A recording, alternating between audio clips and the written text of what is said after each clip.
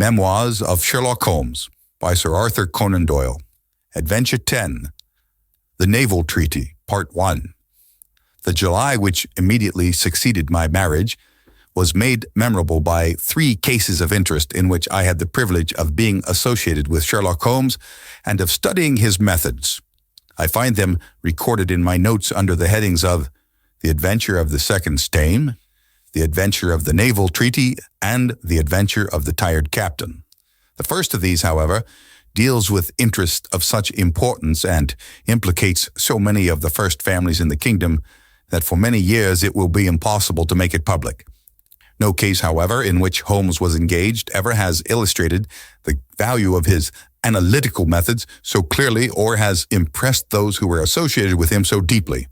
I still retain an almost verbatim report of the interview in which he demonstrated the true facts of the case to Monsieur Dubois of the Paris police and Fritz von Waldbaum, the well-known specialist of Danzig, both of whom had wasted their energies upon what proved to be side issues.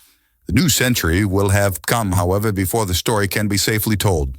Meanwhile, I pass on to the second on my list, which promised also at one time to be of national importance and was marked by several incidents which give it a quite unique character.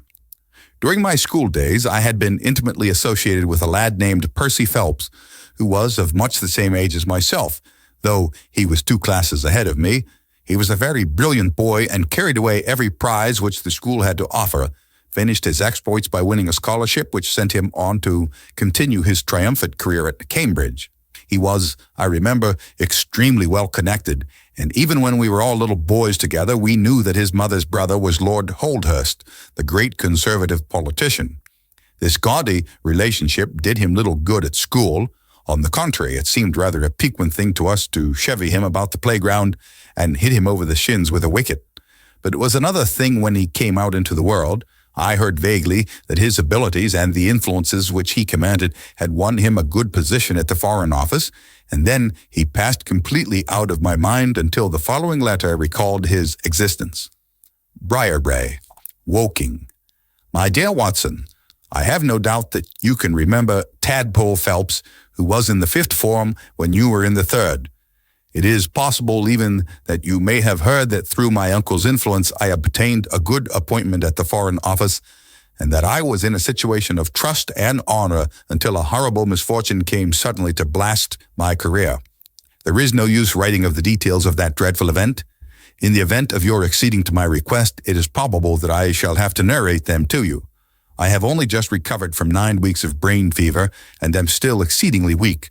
Do you think that you could bring your friend Mr. Holmes down to see me? I should like to have his opinion of the case, though the authorities assure me that nothing more can be done. Do try to bring him down, and as soon as possible. Every minute seems an hour while I live in this state of horrible suspense. Assure him that if I have not asked his advice sooner, it was not because I did not appreciate his talents, but because I have been off my head ever since the blow fell. Now I am clear again, though I dare not think of it too much for fear of a relapse. I am still so weak that I have to write as you see by dictating. Do try to bring him. Your old schoolfellow, Percy Phelps. There was something that touched me as I read this letter, something pitiable in the reiterated appeals to bring Holmes. So moved was I that even had it been a difficult matter, I should have tried it.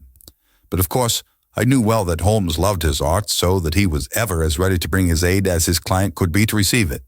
My wife agreed with me that not a moment should be lost in laying the matter before him, and so within an hour of breakfast time, I found myself back once more in the old rooms in Baker Street.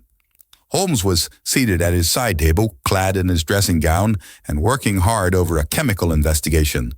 A large, curved retort was boiling furiously in the bluish flame of a Bunsen burner, and the distilled drops were condensing into a 2-liter measure. My friend hardly glanced up as I entered, and I, seeing that his investigation must be of importance, seated myself in an armchair and waited. He dipped into this bottle or that, drawing out a few drops of each with his glass pipette, and finally brought a test tube containing a solution over to the table. In his right hand, he held a slip of litmus paper. "You come at a crisis, Watson," said he. "If this paper remains blue, all is well. If it turns red, it means a man's life." He dipped it into the test tube, and it flushed at once into a dull, dirty crimson. "Oh, I thought as much," he cried. "I will be at your service in an instant, Watson. You will find tobacco in the Persian slipper." He turned to his desk and scribbled off several telegrams which were handed over to the page boy. Then he threw himself down into the chair opposite and drew up his knees until his fingers clasped around his long, thin shins. "A very commonplace little murder," said he. "You've got something better, I fancy. You are the stormy petrel of crime, Watson. What is it?" I handed him the letter, which he read with the most concentrated attention. "It does not tell us very much, does it?" he remarked as he handed it back to me. "Hardly anything, and yet the writing is of interest. But the writing is not his own. Precisely, it is a woman's." "A man's, surely," I cried. "No, a woman's, and a woman of rare character. You see, at the commencement of an investigation, it is something to know that your client is in close contact with someone who, for good or evil, has an exceptional nature. My interest is already awakened in this case. If you are ready, we will start at once for Woking and see this diplomatist who is in such evil case and the lady to whom he dictates his letters." We were fortunate enough to catch an early train at Waterloo, and in a little under an hour we found ourselves among the fir woods and the heather of Woking. Briarbrae proved to be a large detached house standing in extensive grounds within a few minutes' walk of the station. On sending in our cards, we were shown into an elegantly appointed drawing room, where we were joined in a few minutes by a rather stout man who received us with much hospitality. His age may have been nearer 40 than 30, but his cheeks were so ruddy and his eyes so merry that he still conveyed the impression of a plump and mischievous boy. "I am so glad that you have come," said he, shaking our hands with effusion. "Percy has been inquiring for you all morning. Ah, poor old chap, he clings to any straw. His father and his mother asked me to see you, for the mere mention of the subject is very painful to them." "We have had no details yet," observed Holmes. "I perceive that you are not yourself a member of the family." Our acquaintance looked surprised, and then, glancing down, he began to laugh. "Of course, you saw the J.H. monogram on my locket," said he. "For a moment, I thought you had done something clever. Joseph Harrison is my name, and as Percy is to marry my sister Annie, I shall at least be a relation by marriage. You will find my sister in his room, for she has nursed him hand and foot this 2 months back. Perhaps we'd better go in at once, for I know how impatient he is." The chamber in which we were shown was on the same floor as the drawing-room. It was furnished partly as a sitting and partly as a bedroom, with flowers arranged daintily in every nook and corner. A young man, very pale and worn, was lying upon a sofa near the open window, through which came the rich scent of the garden and the balmy summer air. A woman was sitting beside him, who rose as we entered. "Shall I leave, Percy?" she asked. He clutched her hand to detain her. "How are you, Watson?" said he, cordially. "I should never have known you under that mustache, and I dare say you would not be prepared to swear to me. This, I presume, is your celebrated friend, Mr. Sherlock Holmes?" I introduced him in a few words, and we both sat down. The stout young man had left us, but his sister still remained with her hand in that of the invalid. She was a striking-looking woman, a little short and thick for symmetry, but with a beautiful olive complexion, large dark Italian eyes, and a wealth of deep black hair. Her rich tints made the white face of her companion the more worn and haggard by the contrast. "I won't waste your time," said he, raising himself upon the sofa. "I'll plunge into the matter without further preamble. I was a happy and successful man, Mr. Holmes, and on the eve of being married when a sudden and dreadful misfortune wrecked all my prospects in life. I was, as Watson may have told you, in the Foreign Office, and through the influences of my uncle, Lord Holdhurst, I rose rapidly to a responsible position. When my uncle became foreign minister in this administration, he gave me several missions of trust, and as I always brought them to a successful conclusion, he came at last to have the utmost confidence in my ability and tact.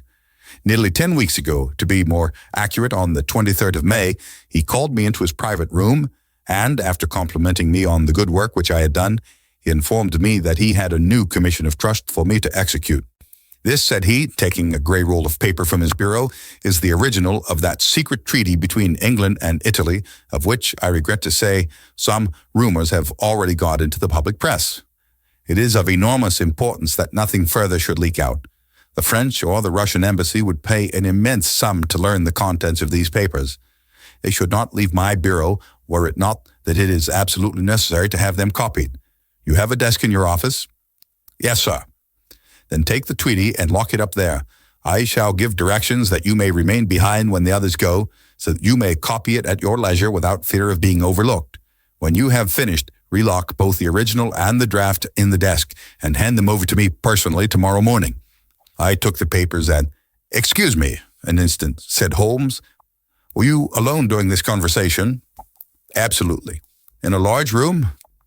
30 feet each way. "In the center?" "Yes, about it." "And speaking low?" My uncle's voice is always remarkably low. I hardly spoke at all.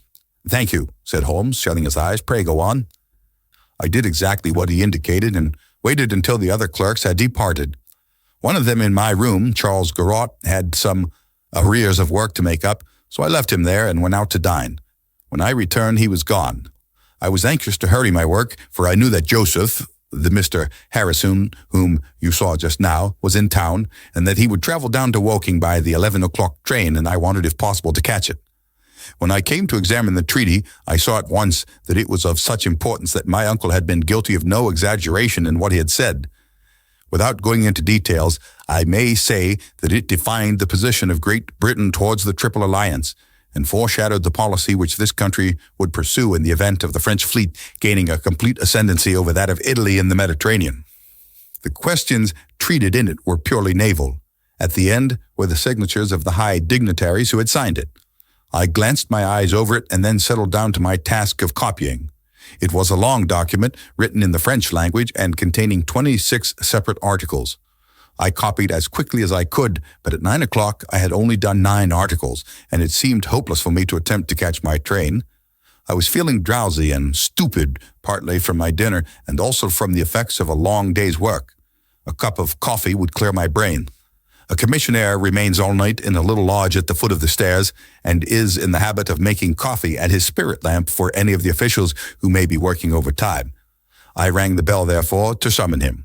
To my surprise, it was a woman who answered the summons, a large, coarse-faced, elderly woman in an apron.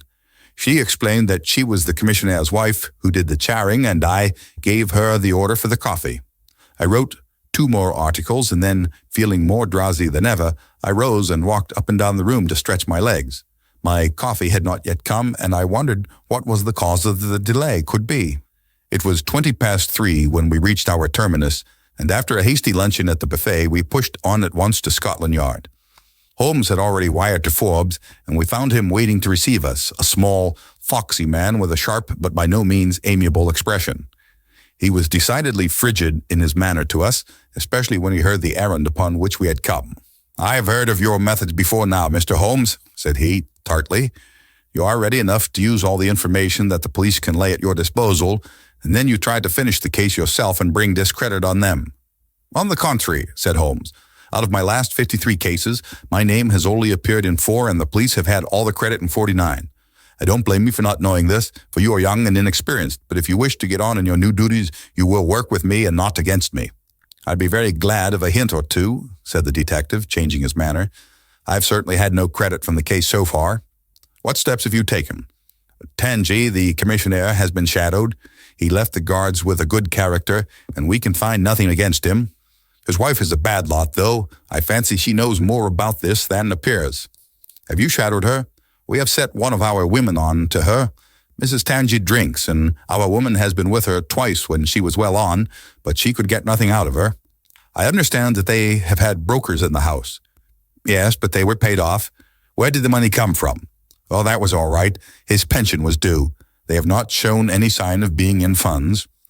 "What explanation did she give of having answered the bell when Mr. Phelps rang for the coffee?" "She said that her husband was very tired and she wished to relieve him." "Well, certainly that would agree with his being found a little later asleep in his chair." "There is nothing against them but the woman's character. Did you ask her why she hurried away that night? Her haste attracted the attention of the police constable. She was later than usual and wanted to get home. Did you point out to her that you and Mr. Phelps, who started at least 20 minutes after her, got home before her?" "She explains that by the difference between a bus and a hansom." "Did she make it clear why, on reaching her house, she ran into the back kitchen?" "Because she had the money there with which to pay off the brokers." "She has at least an answer for everything." "Did you ask her whether, in leaving, she met anyone or saw anyone loitering about Charles Street?" "She saw no one but the constable." "Well, you seem to have cross-examined her pretty thoroughly." What else have you done? The clerk, Goro, has been shadowed all these 9 weeks, but without result. We can show nothing against him. Anything else? Well, we have nothing else to go on, no evidence of any kind. Have you formed a theory about how that bell rang? Well, I must confess that it beats me. It was a cool hand, whoever it was, to go and give the alarm like that. Yes, it was a queer thing to do. Many thanks to you for what you have told me. If I can put the man into your hands, you shall hear from me. Come along, Watson. Where are we going to now? I asked as we left the office. We're now going to interview Lord Holdhurst, the cabinet minister and future premier of England. We were fortunate in finding that Lord Holdhurst was still in his chambers in Downing Street, and on Holmes sending in his card, we were instantly shown up.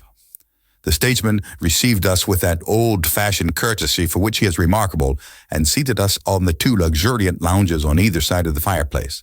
Standing on the rug between us, with his slight, tall figure, his sharp features, thoughtful face, and curling hair prematurely tinged with gray, he seemed to represent that not too common type, a nobleman who is in truth noble. Your name is very familiar to me, Mr. Holmes, said he, smiling, and of course I cannot pretend to be ignorant of the object of your visit. There has only been one occurrence in these offices which could call for your attention. In whose interest are you acting, may I ask? In that of Mr. Percy Phelps, answered Holmes. Ah, my unfortunate nephew. You can understand that our kinship makes it the more impossible for me to screen him in any way.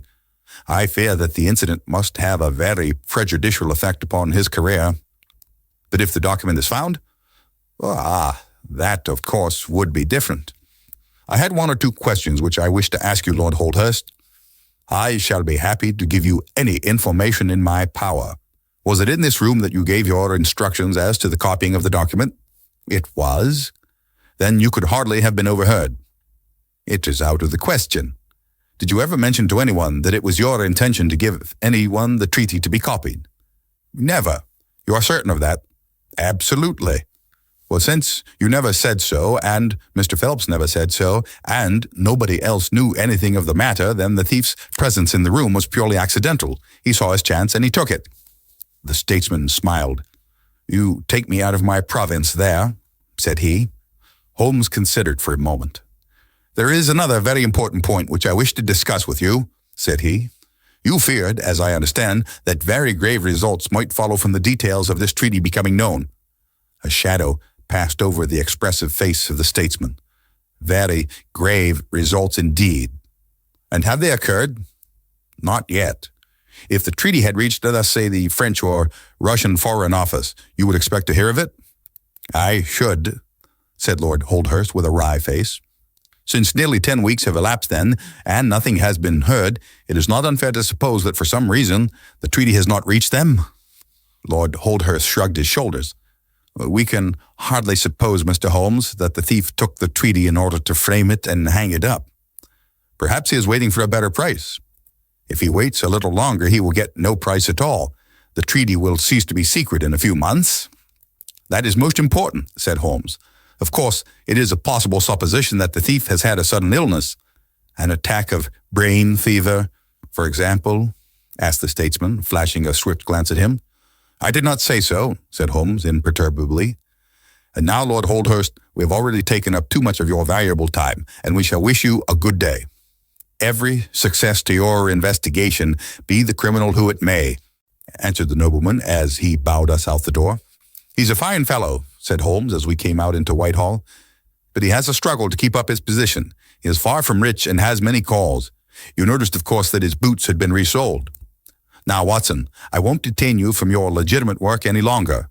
I shall do nothing more today unless I have an answer to my cab advertisement. But I should be extremely obliged to you if you would come down with me to Woking tomorrow by the same train which we took yesterday.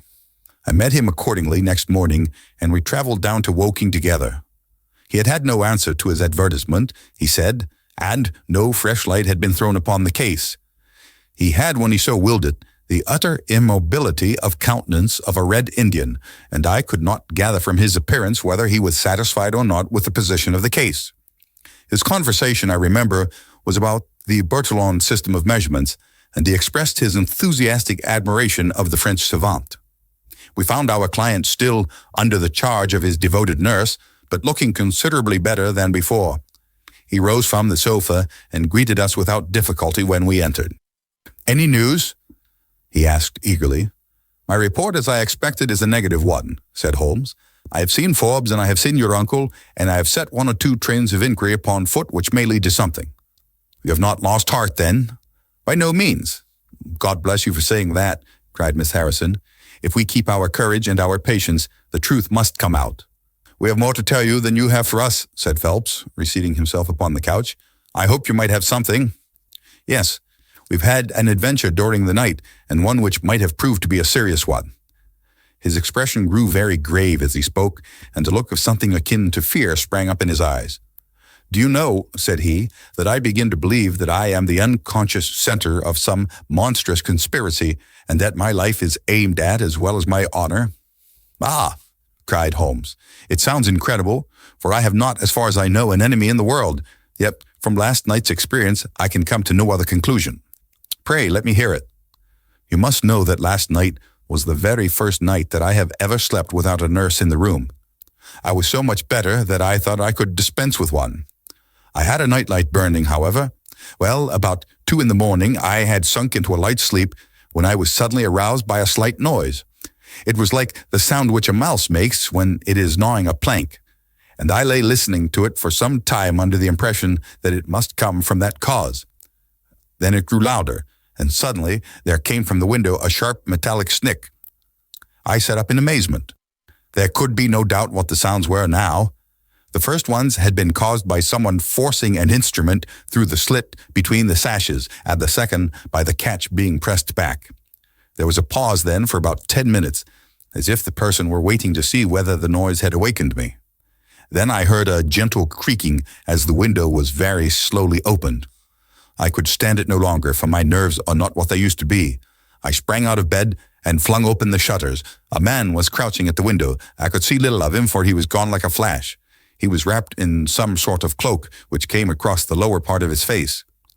One thing only I am sure of, and that is that he had some weapon in his hand. It looked to me like a long knife. I distinctly saw the gleam of it as he turned to run. "This is most interesting," said Holmes. "Pray, what did you do then?"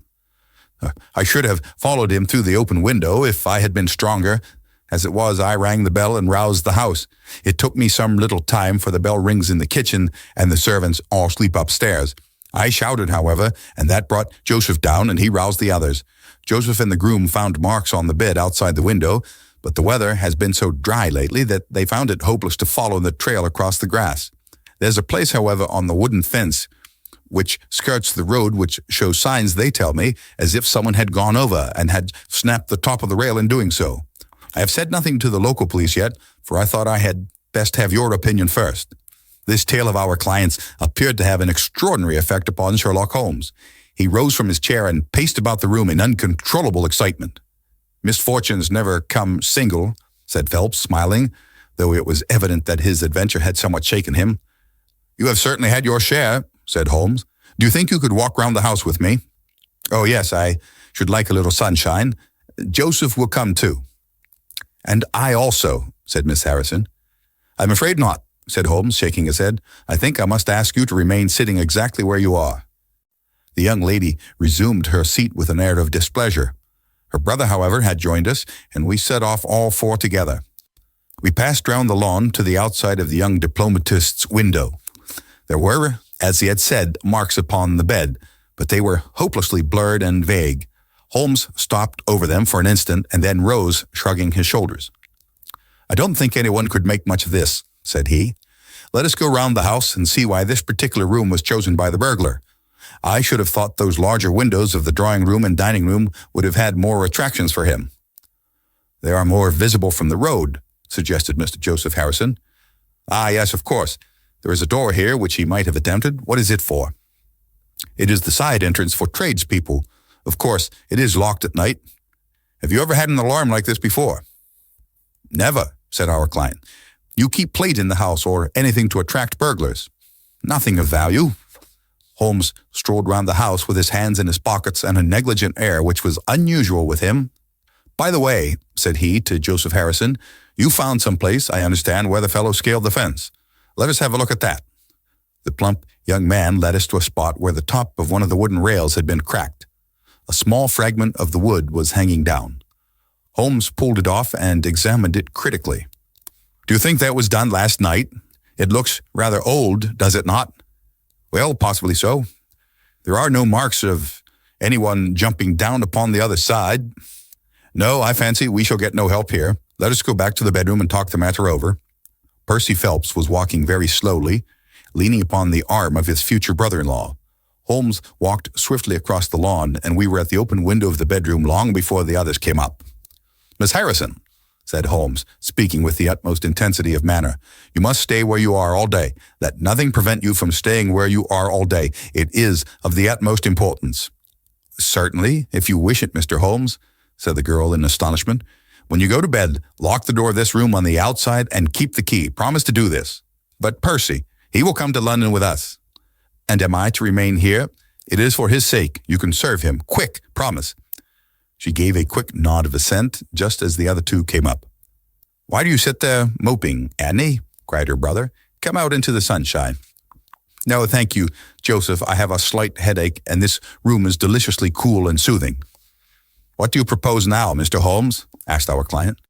"Well, in investigating this minor affair, we must not lose sight of our main inquiry. It would be a very great help to me if you would come up to London with us." "At once?" "Well, as soon as you conveniently can, say in an hour." "I feel quite strong enough, if I can really be of any help." "The greatest possible. Perhaps you would like me to stay there tonight?" "I was just going to propose it." "Then, if my friend of the night comes to revisit me, he will find the bird flown. We are all in your hands, Mr. Holmes, and you must tell us exactly what you would like done. Perhaps you would prefer that Joseph came with us so as to look after me?" "Oh, no.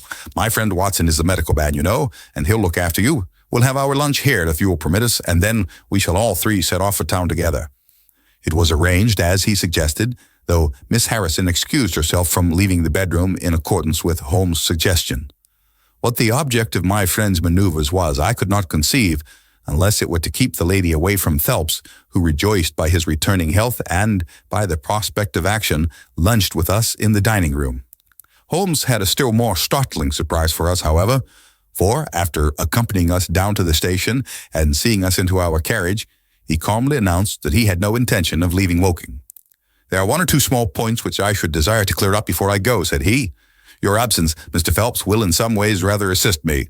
Watson, when you reach London, you would oblige me by driving at once to Baker Street with our friend here and remaining with him until I see you again. It is fortunate that you are old schoolfellows, as you must have much to talk over. Mr. Phelps can have the spare bedroom tonight, and I will be with you in time for breakfast, for there is a train which will take me into Waterloo at 8. "But how about our investigation in London?" asked Phelps ruefully. "We can do that tomorrow. I think that just at present I can be of more immediate use here." "You might tell them at Briarbrae that I hope to be back tomorrow night," cried Phelps as we began to move from the platform. "I hardly expect to go back to Briarbrae," answered Holmes, and waved his hand to us cheerily as we shot out from the station.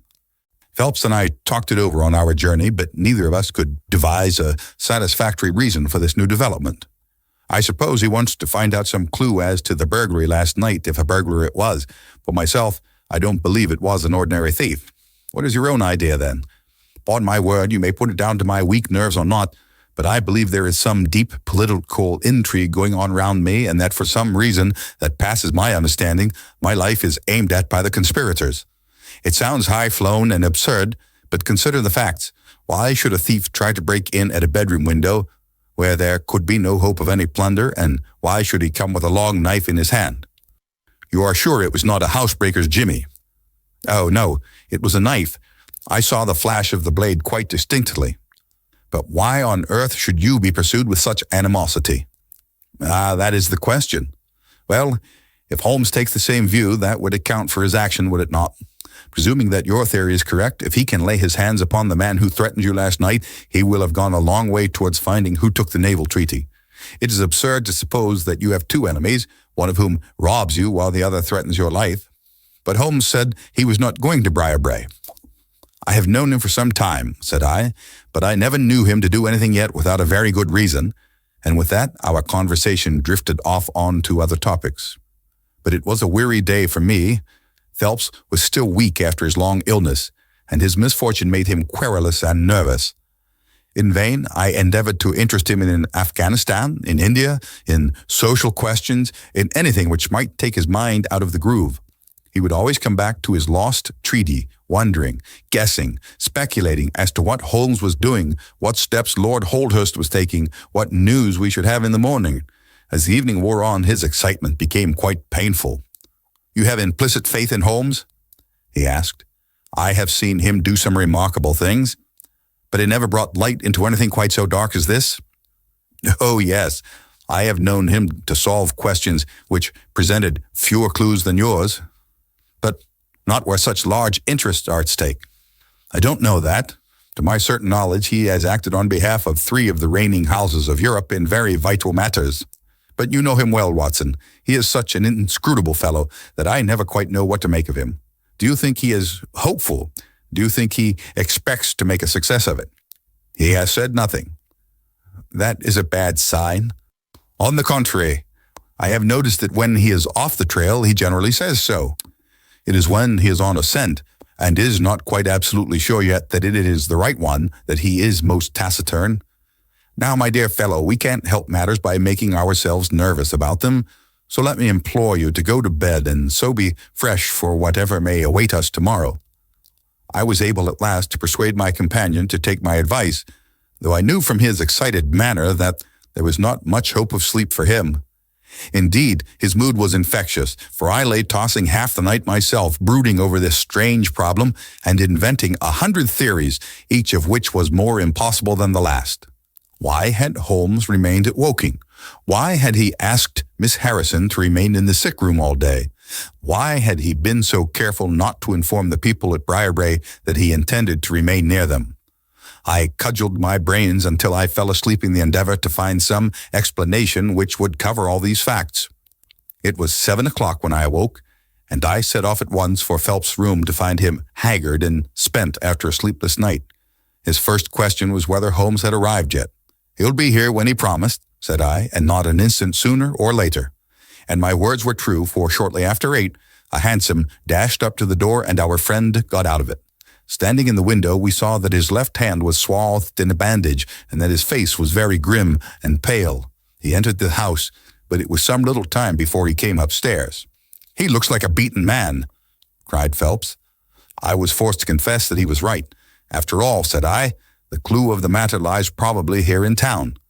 Phelps gave a groan. "I don't know how it is," said he, "but I had hoped for so much from his return, but surely his hand was not tied up like that yesterday. What can be the matter?" "You are not wounded, Holmes?" I asked as my friend entered the room. "Tut, it is only a scratch through my own clumsiness," he answered, nodding his good mornings to us. "This case of yours, Mr. Phelps, is certainly one of the darkest which I have ever investigated. I feared that you would find it beyond you. It has been a most remarkable experience." "That bandage tells of adventures," said I. "Won't you tell us what has happened?" "After breakfast, my dear Watson. Remember that I have breathed 30 miles of Surrey air this morning. I suppose that there has been no answer from my cabin advertisement?" Well, we cannot expect to score every time." The table was all laid, and just as I was about to ring, Mrs. Hudson entered with the tea and coffee. A few minutes later, she brought in 3 covers, and we all drew up to the table.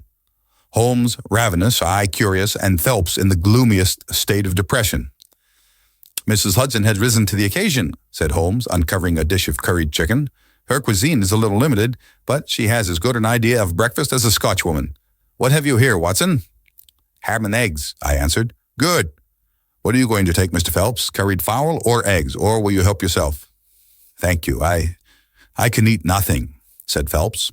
"Oh, come, try the dish before you." "Thank you. I would really rather not." "Well then," said Holmes with a mischievous twinkle, "I suppose that you have no objection to helping me?" Phelps raised the cover, and as he did so he uttered a scream and sat there staring with a face as white as the plate upon which he looked. Across the center of it was lying a little cylinder of blue-gray paper. He caught it up, devoured it with his eyes, and then danced madly about the room, pressing it to his bosom and shrieking out in his delight. Then he fell back into an armchair, so limp and exhausted with his own emotions that we had to pour brandy down his throat to keep him from fainting. "There, there," said Holmes, soothing, patting him upon the shoulder. "It was too bad to spring it on you like this, but Watson here will tell you that I never can resist a touch of the dramatic." Phelps seized his hand and kissed it. "God bless you," he cried. "You have saved my honor." "Well, my own was at stake, you know," said Holmes. "I assure you it is just as hateful to me to fail in a case as it can be to you to blunder over a commission." Phelps thrust away the precious document into the innermost pocket of his coat. "I have not the heart to interrupt your breakfast any further, and yet I am dying to know how you got it and where it was." Sherlock Holmes swallowed a cup of coffee and turned his attention to the ham and eggs. Then he rose, lit his pipe, and settled himself down into his chair. "I'll tell you what I did first, and how I came to do it afterwards," said he. "After leaving you at the station, I went for a charming walk through some admirable Surrey scenery to a pretty little village called Ripley, where I had my tea at an inn, and took the precaution of filling my flask and of putting a paper of sandwiches in my pocket. There I remained until evening, when I set off for Woking again and found myself in the high road outside Briarbrae just after sunset. Well, I waited until the road was clear. It is never a very frequented one at any time, I fancy, and then I clambered over the fence into the grounds." "Surely the gate was open," ejaculated Phelps. "Yes, but I have a peculiar taste in these matters. I chose the place where the 3 fir trees stand, and behind their screen I got over without the least chance of anyone in the house being able to see me. I crouched down among the bushes on the other side and crawled from one to the other, witness the disreputable state of my trouser knees, until I had reached the clump of rhododendrons just opposite your bedroom window. There I squatted down and awaited developments. The blind was not down in your room, and I could see Miss Harrison sitting there reading by the table. It was 10:15 when she closed her book, fastened the shutters, and retired. I heard her shut the door and felt quite sure that she had turned the key in the lock." "The key!" ejaculated Phelps. "Yes. I had given Miss Harrison instructions to lock the door on the outside and take the key with her when she went to bed. She carried out every one of my injunctions to the letter, and certainly without her cooperation you would not have that paper in your coat pocket. She departed then, and the lights went out, and I was left squatting in the rhododendron bush. The night was fine, but still it was a very weary vigil. Of course, it has the sort of excitement about it that the sportsman feels when he lies beside the watercourse and waits for the big game. It was very long, though, almost as long, Watson, as when you and I waited in that deadly room when we looked into the little problem of the speckled band. There was a church clock down at Woking which struck the quarters, and I thought more than once that it had stopped. At last, however, about 2 a.m, I suddenly heard the gentle sound of a bolt being pushed back and the creaking of a key. A moment later, the servants' door was opened, and Mr. Joseph Harrison stepped out into the moonlight. "Joseph?" ejaculated Phelps. He was bareheaded, but he had a black coat thrown over his shoulder so that he could conceal his face in an instant if there were any alarm. He walked on tiptoe under the shadow of the wall, and when he reached the window, he worked a long-bladed knife through the sash and pushed back the catch. Then he flung open the window, and putting his knife through the crack in the shutters, he thrust the bar and swung them open. From where I lay, I had a perfect view of the inside of the room and of every one of his movements. He lit the 2 candles which stood upon the mantelpiece, and then he proceeded to turn back the corner of the carpet in the neighborhood of the door. Presently, he stopped and picked out a square piece of board, such as is usually left to enable plumbers to get at the joints of the gas pipes. This one covered, as a matter of fact, the T-joint which gives off the pipe which supplies the kitchen underneath. Out of this hiding place, he drew that little cylinder of paper, pushed down the board, rearranged the carpet, blew out the candles, and walked straight into my arms as I stood waiting for him outside the window. Well, he has rather more viciousness than I gave him credit for, has Master Joseph. He flew at me with his knife, and I had to grasp him twice and got a cut over the knuckles before I had the upper hand of him. He looked murdered out of the only eye he could see with when we had finished, but he listened to reason and gave up the papers. Having got them, I let my man go, but I wired full particulars to Forbes this morning.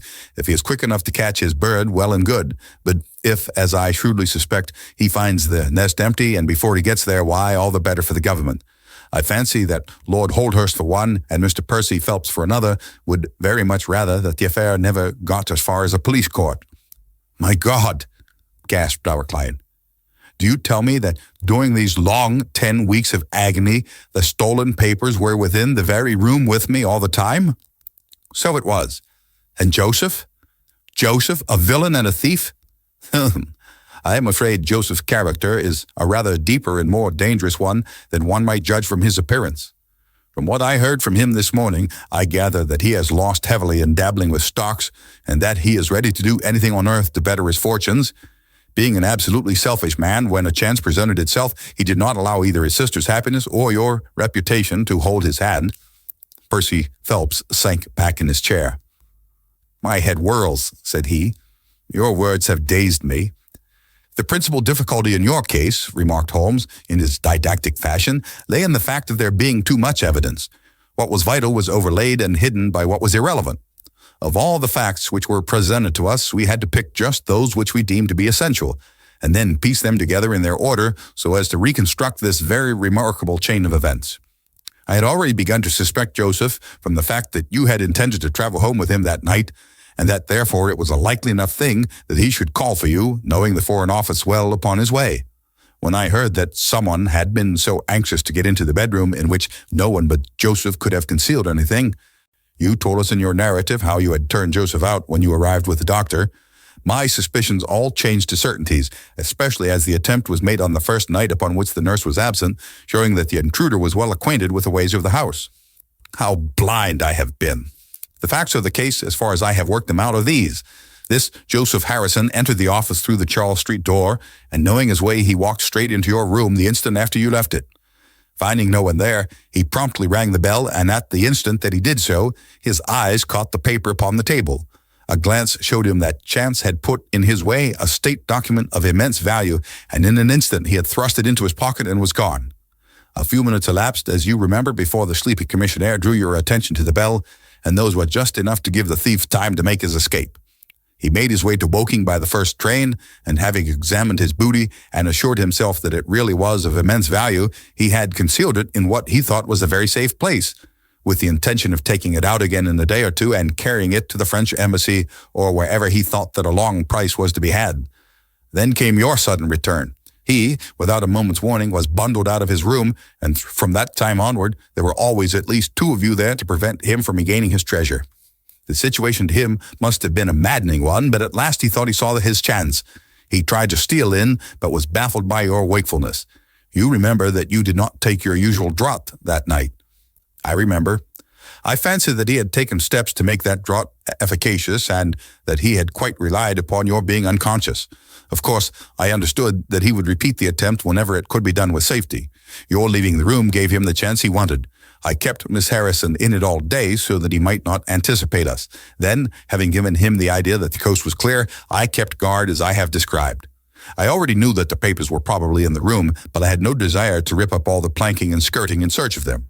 I let him take them, therefore, from the hiding place, and so saved myself an infinity of trouble. Is there any other point which I can make clear? Why did he try the window on the first occasion, I asked, when he might have entered by the door? In reaching the door, he would have had to pass several bedrooms. On the other hand, he could get out on the lawn with ease. Anything else? You do not think, asked Phelps, that he had any murderous intention? The knife was only meant as a tool? It may be so, answered Holmes, shrugging his shoulders. I can only say for certain that Mr. Joseph Harrison is a gentleman to whose mercy I should be extremely unwilling to trust. The end.